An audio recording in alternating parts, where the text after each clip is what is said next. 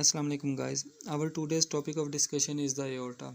As we all know that aorta is the largest vessel in the body and supplies oxygenated blood to the whole body. Aorta arises from the left ventricle and consists of three parts: ascending aorta, arch of aorta and descending aorta. Descending aorta is further divided into two parts by a diaphragm. The part above the diaphragm in the thorax cavity is called thoracic aorta. The part below the diaphragm in the abdomen is called abdominal aorta.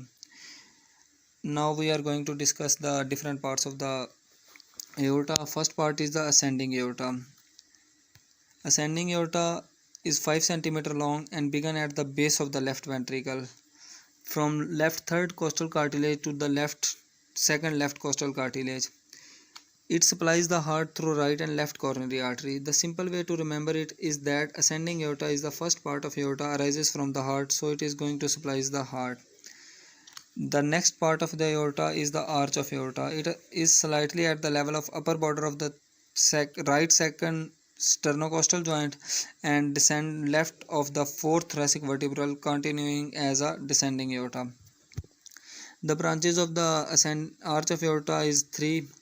The simple way to remember that is by a mnemonic ABCs of arch of aorta. A for arch of aorta gives following branches: B, brachiocephalic trunk; C, left common carotid artery; and S, left subclavian artery.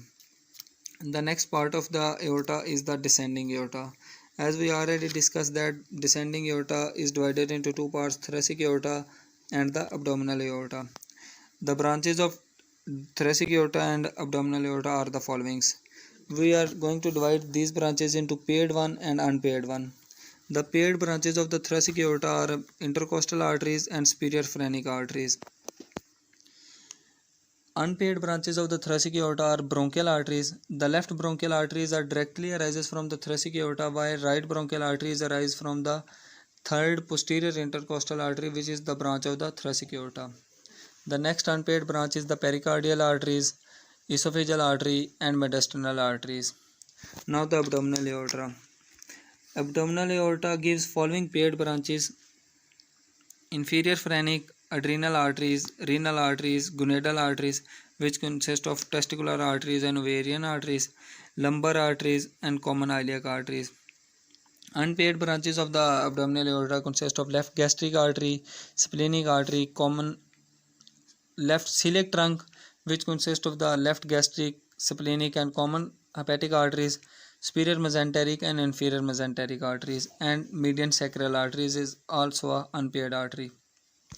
Sometimes they ask in the examination that write the ventral, dorsal and posterior terminal branches of the abdominal aorta. So I am going to tell you in that way. The interior branches of the abdominal aorta consist of celiac trunk, superior mesenteric and inferior mesenteric arteries.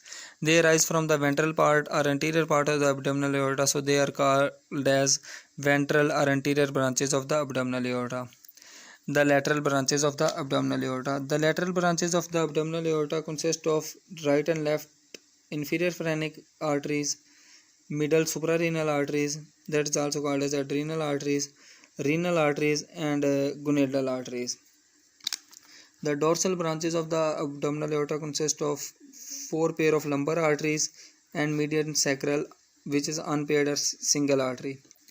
Terminal branches of the abdominal aorta are 2 common iliac arteries. These arteries supplies the right and left legs of the body.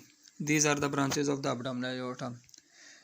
Hope you guys understand the branches of the different parts of the aorta. In the next section we are going to discuss the clinicals of the aorta.